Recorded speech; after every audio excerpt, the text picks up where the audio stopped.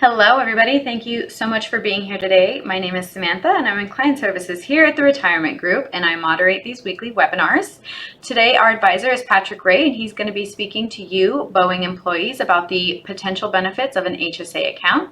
He will go over the recent increase in maximum contributions, and you'll learn about how HSAs offer a unique and substantial tax benefit. Before I bring Patrick on, I just would like to remind you that although we work very closely with both active and retired members of the Boeing community, we are not affiliated nor endorsed whatsoever by Boeing. The Retirement Group is a completely independent group of financial advisors, so please remember that. And after Patrick's presentation, I'll be coming back on with him to answer any questions you may have entered throughout his presentation. Please feel free to ask away. We love getting your questions and answering as many as time permits. And with that, I'd like to introduce you to our speaker today, Patrick Ray. Hi, Patrick. Thank you, Samantha. Good afternoon, everyone. Thank you very much for joining us today. As Sam had mentioned, my name is Patrick Ray. I'm one of the senior advisors here with the Retirement Group. And as you know, we bring from time to time different topics and things that we like to talk to our clients and prospects about to help them plan for one of the most important financial decisions that they'll ever have to make, which is retirement. And so we often get asked how to maximize retirement in the context of where they can save money or where you can potentially save extra funds or do things that are maybe over and above what the average person is doing, which is potentially just participating in the 401k that you might have at your employer. So today we're going to talk about some of the updates with respect to the savings plans, as far as what options that you might have. And some of this is going to include something that you may not be familiar with, which is a referral to something talked about often in the healthcare community on a health savings platform, and they're called health savings accounts. And so we're going to talk a little bit about that and the potential opportunity that you may have or that you may have overlooked in the event that you're in this transition of planning and trying to gain momentum to get to your ultimate goal of retirement at some point. So in case you haven't heard of the Retirement Group before, we have been in business for over 30 years, helping Fortune 100 company employees plan for and transition into a successful retirement. And one of the many tools that we have to bring to the table is this webinar platform where we try to bring you the most up-to-date and accurate information and hopefully some things that maybe you haven't heard before in an effort to engage in a discussion with you potentially if you're looking for a partner in retirement. As we have offices nationwide and we have an extreme intimate knowledge with your 401ks and your savings plans and your pension plans and your healthcare benefits and so forth that most of the companies that individuals will be listening and watching this webinar will be familiar with. And so in the end, the thing that you might get the most value of is a cash flow analysis. This is an effective stress test of your overall financial and retirement plans to see if you're on track. And even if you have 3, 5, or maybe even longer years to go before you technically retire in your eyes, it may be a very valuable tool to make sure that you're on pace and that you're thinking about things that maybe you weren't exposed or thought about before. And that's what this webinar this afternoon is to talk about. In the event that you haven't followed us on LinkedIn, I encourage you to do that. That's by taking a picture of this QR code that's on the screen now. You'll get access to our LinkedIn page where they're specific to companies that we transition and follow and talk to employees about their retirement plans and benefits. And you might find some very useful time to follow us on that page if you're not already doing so. So let's talk about some very basics at the beginning of our discussion today, which is what a 401k is, right? Most of you know what a 401k is. This is simply a retirement savings plan that's sponsored by your employer. Your contributions that you make can be made on a pre-tax basis and they grow tax deferred. Most of the time, there's also options that you have that you can put money in on a Roth plan or in the Roth part of your 401k. And you can also potentially put money in after taxes, which doesn't give you the current tax benefit today because there's no reduction of income for the deposits that you make today if you put it in after tax. But you might find that it's the best ultimate long-term plan because you can pull those monies out and put them in a Roth IRA when you ultimately leave the payroll. And in most cases, these 401k plans often have some kind of matching or contribution from your employer, which is an effective free money deposit to your 401k. So we want to make sure that in all aspects, you're at least participating to the very minimum of what the company actually matches in your plan itself so that you get the free funds that are available to you so that you're maximizing your plans in an overall big picture. And then as far as an HSA is concerned, as I mentioned at the beginning, HSA stands for Health Savings Account. And this is a tax advantaged pool of money that you can put together and save for qualified medical expenses. Now, this is typically available to individuals who are enrolled in high deductible plans where you have the majority of the risk at the beginning in case you go to the doctor or you have a medical emergency of some sort, that you'll have a limit that you'll be required to fulfill before your insurance kicks in. And so when that happens, funds that need to be available can be utilized from something like an HSA where you can pull out those monies on a tax and penalty-free basis. And most of the time, those are able to not just be used with your healthcare plans, but what often goes overlooked is the unique option to utilize some of these funds to potentially add or enhance your overall retirement savings. Now, as far as the differences, we'll talk about a number of these things. We're going to cover some of the tax advantages. We'll talk about the contribution increases, which are indexed for inflation, and some of the benefits of using HSAs for retirement plans, for retirement savings, and a supplement to your actual current savings in your 401ks and the pensions in case some of you have pension plans. And then talk also about the benefits of the medical expenses that you get to utilize your HSA for, and the difference between some of those as far as your employer and what they contribute or what they might not contribute to. So as far as the tax benefits are concerned, you've got HSA benefits, which are contributed to, and growth and withdrawals from this qualified pool of money is tax-free when you use it for qualified medical expenses. And you can do that all the way up until you're age 65. Whereas as in comparison, when you pull money out of your 401k, if you had put those monies in pre-tax, then you're going to be required to pay income tax on the funds that you withdraw, in addition to potential penalties in the event that you're not yet 59 and a half. Now, as far as the differences is by comparison, the HSA could provide you some additional tax advantage with respect to if you're comparing it to a 401k on how you can pull those monies out that don't have the same penalty and tax complications if you're using them for qualified medical expenses. As far as this year is concerned, the contributions that you can make to an HSA have caps. So in other words, you can only put in a maximum, similar to your 401ks, actually, as it turns out. And these things are indexed for inflation. And so when we have an index for inflation, one of the things that we often see do not get addressed is the additional contributions that you can make in an effort to help maximize your overall retirement savings scenario. So because the individual limits increase, it means more tax-free savings for you as a healthcare and retirement option. And as your family limits, of course, increase over time, those are typically indexed for inflation as well. You want to have the ability to cover some of these shorter term expenses in case you're on the hook for some medical costs that in some cases maybe even were unforeseen. And that's usually the way it works, right? They happen on an emergency or an untimely basis. And so from a HSA perspective regarding retirement, they can have a unique role in supplementing your traditional retirement savings that you're accustomed to with respect to your 401k plans. And some of you have pension plans. And then I'd like to think to some level, we'd all be eligible and able to obtain some funds from Social Security to some level. And so what's unique about the HSA situation is the growth potential, right? Because they offer a tax-free growth scenario where you can put the future costs of these expenses that you might run into from a healthcare perspective and pull them from a tax-free fund. And so this can lead past retirement, which is unique all the way up until you're age 65, where as long as you're using these funds for qualified medical expenses, you could in fact enjoy tax-free withdrawals from these pools of monies after retirement as well.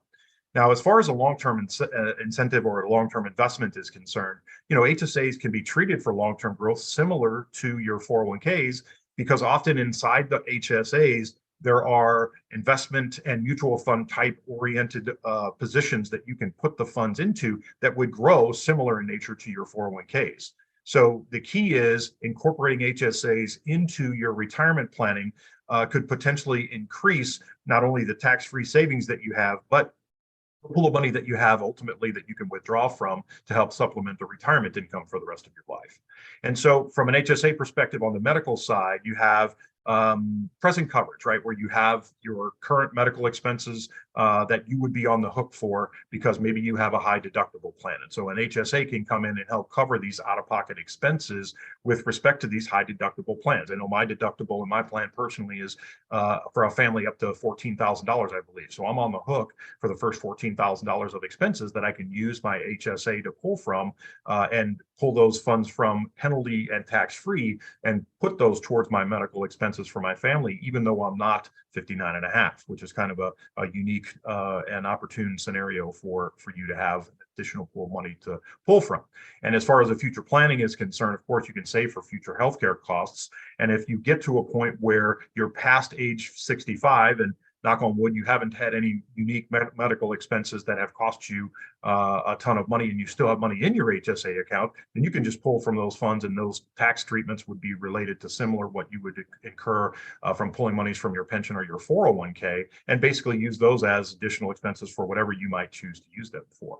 And so from a retirement perspective, unused HSA funds can be used for these medical expenses in and during retirement, but also beyond age 65, even though they have a different tax treatment once you get past those age. And we'll talk about that in just a minute. Now, as far as your employer contributions are concerned, typically your 401k contributions, as many employers, match a portion of what you put in, right? So from a planning perspective, one of the things we absolutely want to be certain we're doing is putting in the bare minimum of what the company that you work for contributes to the plan, so you get 100% rate of return on what you're putting in as free money coming from the company. So we want to make sure we're doing that for sure.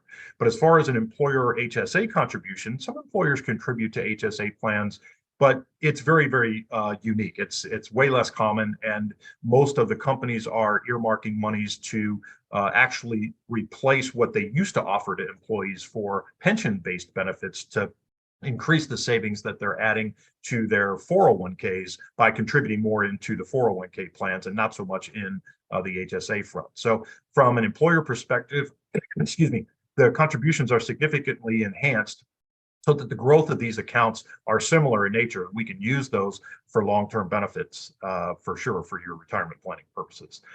Excuse me. The power of the compound interest is something that we should talk about, obviously, because we want to try to compare these two. And since the HSA plan is not often talked about as much as a 401k, we feel like it's a unique option to enhance the pools of money that you're going to be ultimately able to pull from when you do retire at some point. And so the compound interest that's earned on both the initial principal and the interest accumulated over time, of course, is tax-free for medical benefits. And so for medical purposes, you have a unique compounding interest power in your HSAs that do not get the same tax treatment as your 401k does. But both accounts, of course, have the ability to grow over time, and it helps you inflate the pools of money that are in there based on what compound interest does for those balances. But compound interest greatly enhances the overall long-term benefit and growth. And herein lies the reason why we think that you should consider, often overlooked, not just the 401k scenario, but how the HSA can play a role in your overall retirement. And there's some flexibility within the framework of the withdrawals. As we talked about, the HSA is flexible in the context of you can pull monies on a tax-free basis for qualified medical expenses at any time. There's no contribution limit there's no withdrawal limit on what you can take out as far as how much is in the pool that you have available to you that's in your HSA. And there's also no age restriction. So there's no penalty that creates a problem for you if you have to withdraw money from those HSA plans to pay for qualified medical expenses. Whereas on the 401k side, withdrawals could potentially be an issue. If you're under 59 and a half, you've got penalty problems to consider, and your plan, frankly, may not allow for in-service withdrawals that are over and above a certain amount.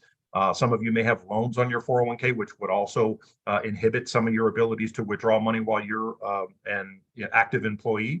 So there is a difference between the two as far as flexibility and withdrawals for sure. And so in our eyes, HSAs obviously offer a more competitive and flexible scenario from a withdrawal perspective. So we can't overlook the importance of how the HSAs play a role in your overall planning process. From a post-retirement perspective, this is where a lot of the questions come in, because once you retire, let's say you retire at 60 years old, you've got a 5-year window where these HSA benefits could potentially provide you a very unique opportunity to get access to tax-free monies for qualified medical expenses. Except, what if you don't need the money? What if you don't have, knock on wood, any medical expenses between 60 and 65, for example? Well, the cutoff at 65 allows you to no longer contribute to the plans, but it doesn't have any bearing on the pool of money that exists. So if you happen to contribute a nice chunk of money each and every year that was indexed for inflation as it is every year, and you have $100,000, for example, in your HSA account, which I've seen on a number of occasions over my career, that you'll find that you can utilize those to help supplement retirement expenses, and not just medical expenses. So when you're past 65, the only change or the caveat is that those withdrawals that you remove are taxable as income to you. So there is a difference in comparisons with respect to the post-retirement side of comparing an HSA to a 401k, but both solve very useful scenarios in both pre and post-retirement, regardless of what your age is. So you just have to deal with the ramifications if you happen to be in a scenario where, let's call it, you're lucky enough to not have any medical expenses between the early and mid to 60s, for example. And then all of a sudden, when you hit Medicare age, you're required to get some medical attention, and you can utilize those funds, of course, for medical expenses as well.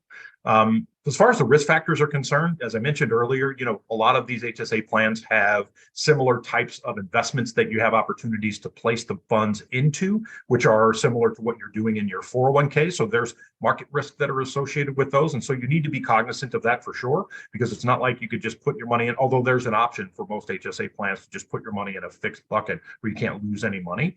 But many of the attributes to an HSA of what we're talking about is to help you pad the back end of your retirement savings. And in an effort to do that, you might consider taking some risk in that account if you're open to it, or if you're able to absorb the risk from a planning perspective, that it does subject you to market fluctuations in the event that you put your monies in to some of these options. And so what you may consider as a combination of what your healthcare costs are is the balance between your current need for what your expenses are today versus what you might need long term. So for example, let's say you have a scenario where one of your spouses in your family is not as healthy as the other spouse, and you know that there's a higher risk for you to have to absorb some medical expenses. We might want to make sure that we're maximizing to all levels what you're putting in your HSA account, even if that means that you have to reduce what you're withdrawing in, or what you're contributing into your 401k to help maximize the tax-free money that you've got available in your HSA account to help you offset some of these what would be expected needs for some of the individuals that might not be as healthy as they'd like to be. And so certainly that's an option that we want to weigh and compare on the likelihood of you needing your HSA exposure to help offset some of these medical costs versus putting money in your 401k if the household only has so much money to contribute on a monthly basis, irrespective of where it may go. Now, of course, we talked about the difference in withdrawal penalties, and the fact is that there is potential penalties if you're using them for non-qualified withdrawals. So if you're using your HSA account for non-medical related expenses, you're going to be subject to the penalties and the potential tax ramifications that you otherwise would in your IRAs or your 401ks as well.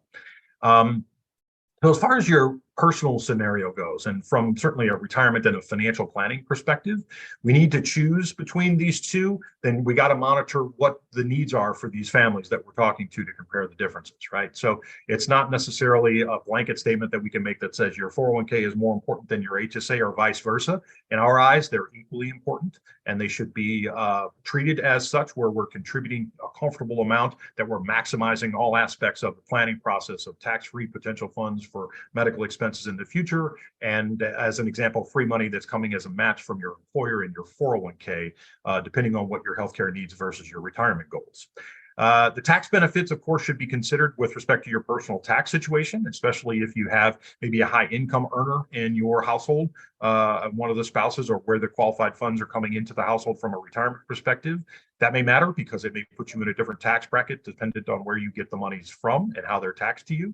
So certainly we want to make sure we're looking and viewing and paying attention to those options for the families and people that we are trying to help in an event that we're to help them maximize in an event that something comes up on their front, for sure. And then the HSA, of course, offers, from a flexibility perspective, the contributions and the withdrawal benefits that you don't get from a 401k if you're using them for qualified medical expenses. So, of course, there's some legislation changes, and frankly, this happens on a very regular basis where they're always adding to or subtracting from funds. The 72T rules have changed. The minimum distribution rules have changed several times in the last few years, as where they were stagnant for a super long window of time. So the legislation impact is always relevant to some level, it seems like, on a year-to-year basis. And so there's laws that are always changing that affect the contribution limits and what the actual HSAs are eligible to be paid or utilized for. The 401k rules can potentially change, of course, affecting the contribution limits and tax contributions and limits and benefits and all this other stuff. And frankly, it's somewhat confusing on many of the fronts. And so we want to make sure that we do our best to stay on top of these rules and regulations to the greatest degree we can, especially if we've analyzed the scenario that says we may need to put a little more weighting on the HSA version of your retirement savings because of the potential need for healthcare costs that you might have to absorb in your future. Of course, as I mentioned, the IRS increased the HSA contribution limits for 2024, and potential future legislation should always closely be monitored, as I mentioned. So we want to stay on top of those, as changes are pretty relevant on a very regular basis. Now, is an HSA an untapped opportunity? I mean, well, frankly, we believe so. I mean, it's an underutilized asset, if you will, right? Where many individuals who are eligible, they don't increase their benefits when the increased limits occur, similar to your 401k as an example. Some of you may not know that there's an automatic trigger in many 401ks that allow you to continue to increase your contribution limits on an annual basis. And most of the time, you don't miss those funds, and you won't even recognize that you're putting in 7% as opposed to 6% next year, because you typically won't miss the money on many fronts. And so some of these things that we feel like as an untapped opportunity, certainly on the HSA side, would be absolutely relevant. And there's a lot of education that's out there on the benefits of these things and how they work and what they're used for and what the purpose would be, and how to incorporate that potentially into your planning process. And so they're often a valuable and overlooked planning tool in retirement, for sure. The recap for what we've talked about so far. So we've got, in summary, an HSA versus a 401k, where both of them offer their own unique benefits, right? And in no way am I saying you should stop putting into one to just put into the other. What we want to do is analyze every scenario to make sure you're making the most of your contributions if you only have a certain amount of money per month to allocate to the planning process, irrespective of where it goes. And so we want to make sure we're taking that into consideration from a planning perspective. Of course, we've got some tax benefits on the HSA side for sure, from advantages and flexibility, especially if those funds are being utilized on a qualified medical expense front. But there's higher contribution limits in your 401k. And frankly, you just may want to save more money in your 401ks, and the ability to do that after you've maxed out what you have available to be put based on caps in your HSA, then you just contribute the money in your 401k. Because I can tell you this, in 24 years of planning, I've never had someone retire with too much money, ever. So it's impossible to save too much money. And so the real question is, if you only have a certain threshold of monies that you can push out every single month to afford, then we just want to make sure we're maximizing those benefits, is basically all we have to say. On the personal needs, the retirement benefits, the tax solutions, a lot of this is covered and sometimes uncovered because of needs that occur from a planning process, is because people don't have a plan. And that's really the moral of the story for many people who are over the age of 50, unfortunately. And so you want to make sure that if you're analyzing a group to work with, that you can work through some of these scenarios that are a little over and above the generalized retirement planning process, right? Where they not only understand your benefits at the company as far as your pensions, your healthcare benefits, your 401ks, and so forth. Obviously, you want to talk about the fees that you're paying when you invest or get engaged with an advisory group, because that's a big deal. And as far as your investment team, do they have an investment team? What's involved? How are the decisions made? And what value do they bring to the table for you? That might be the most overlooked general scenario that I've seen in my career, which is, what are your expectations from an individual to gain from our expertise? What is it that you're hoping to gain? And if you can answer that question, or have a list of questions that would be relevant to that, I think that goes a long way for you helping to find a good partner in retirement, for sure.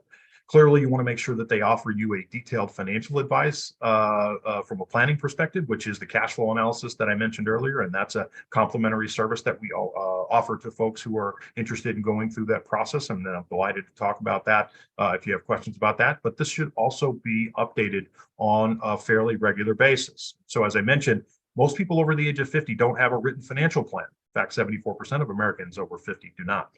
And there's just no excuse for that, frankly, because firms like ours do it for a way or as a way to utilize their platform to introduce their services to you. I mean, let's face it, if you're looking for a partner in retirement, you want to do some homework, you want to do some due diligence, you want to find out who has your best interests in mind. And sometimes that requires you to do business with those people long before you retire so that you're prepared and ready when you are required to make one of the most important financial decisions that you ever have to make. You don't just have to do that by opening up the old yellow pages and just picking a page 32 on the right side and hoping that that works out. That's not planning, right? We want to make sure that we're doing the planning on the greatest level that we can. And so if you're open to a meeting, you can do one of a couple of things to visit with us. Okay, first of all, you can email us at info@theretirementgroup.com. Reach out to us that way.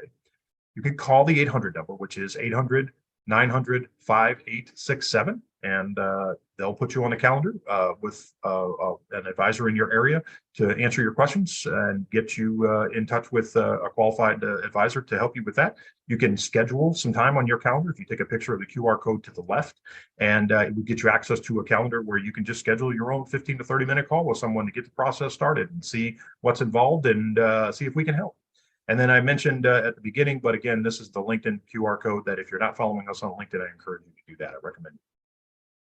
So with that, I think I want to finish up by just simply saying, remember, from a planning aspect, you won't know what you don't know unless you visit with somebody that does know. And so, in other words, some of these things as simple as this HSA thing, where you've heard of them before, but it falls on the back burner as far as an importance level is concerned. And we want to make sure that we bring it to the forefront because there's some actual tax advantages that you might gain by utilizing them that you otherwise wouldn't get from just shoving a whole bunch of money in your 401k. So having said all that, I will finish up and pass the visit back on to Sam and see if there are any questions. So that'll be it until the questions come up. Sam? Yes, Patrick, we got quite a few questions for you to answer today. The first is, if I have HSA funds, can I use them to pay for Medicare costs? And if yes, what are the implications? Yeah, so I talked about the cutoff for this. And so obviously this question has to do with someone being Medicare eligible, which would lead to them being at least 65 years of age. So you can no longer contribute to the HSA once you get to Medicare age. But if you haven't utilized the pool of money that's available for benefits, then you can utilize those funds from a medical perspective. And so you can help offset the need for medical expenses, for qualified medical expenses, and pull those monies from your HSA account. If you do not do that on the medical front, then you'll just simply pay ordinary income tax on whatever you withdraw to help supplement retirement or to buy a car or to give the kids some money or whatever the case may be. Because of course, at 65, you're past the age of 59 and a half, so there's no penalties on your plan at that point. Alrighty, Patrick, thank you. Number two, as a 60-year-old employee with a substantial 401k balance, how can I leverage the new IRS increase in HSA contributions to enhance my retirement savings and address healthcare expenses after I retire? So it sounds like this person is 60 years old, and as an employee, I would first recommend that we make sure that we're allocating enough money to meet the match in the event that there's a match from the employer that he or she is working for. And then basically we have to index our savings for inflation. So if we know that the IRS is raising the cap for what we can afford to put in the HSA account, let's just be sure that we're doing that. And so it can be as simple as just putting in the max on the HSA side, assuming that you have enough money in the household income plan that allows you to not just put money in the savings plan, but also to put money and maximize what you're putting in your 401k. So you can absolutely still do both. And that's how you would leverage the increases, is just simply make sure that every year, put a note on your calendar on January, because it goes up every year, basically. that we're ensuring that you're putting the additional funds in your HSA account, just like you would if you're increasing the contributions that you put in your 401k. That's what I recommend. Great, thank you. The third one here. How does an HSA compare to a traditional 401k or IRA in terms of tax advantages and potential savings? Yeah, I mean, that's a long-winded question, right? I mean, we talked about the differences as far as the tax advantages. I mean, from a tax perspective, you've got super beneficial tax scenarios if you're using the HSA for medical expenses, regardless of your age. And if you're not doing that, then there's some tax complications to doing that if you pull money from your HSA and it's not medical related. And some of those same rules or similar rules apply to your 401k, especially because if you're not 59 and a half, there's also penalties involved in addition to what you could potentially have to pay as far as income tax is concerned. So they both have their advantages as far as the tax relationship and the potential savings for both. And that's why we think it's important to analyze the two of them as a unique opportunity to ensure that you're putting away and trying to address your long-term retirement goals to the greatest degree you can. So we should absolutely look at the impact of what HSAs do and compare them to your 401k specifically, depending on what company that you work for, and ensure that we're getting the most out of those, certainly from a tax advantage and a potential savings perspective. Alrighty, Patrick, looks like we have time for about 3 more. Let's do this one. Can I use my HSA funds to pay for long-term care expenses during retirement? Simple. Put in the max. That's the answer. That's quite simple. I mean, when you're talking about putting contributions into your HSA account and you're asking how to maximize your retirement savings, put as much as you can in the HSA up to the cap. And that's also assuming, as I mentioned several times in the presentation, that we want to not give up the free money that's being matched on the 401k, right? So if your employer is giving you a match on your 401k, and for you to have to lessen that money to not get 100% of the return that you could have gotten from your match on your 401k because you want to put money in your HSA, let's just make sure that, excuse me, the HSA is a more important aspect from a savings perspective for you, because maybe you have an unhealthy spouse, as I mentioned, or maybe you know that you're going to have some medical expenses to deal with, and it just might make more sense to focus contributing as much money as possible up to the max in the HSA as opposed to putting money in your 401k. But obviously, we would recommend doing both if you can afford to do that. Last one, Patrick.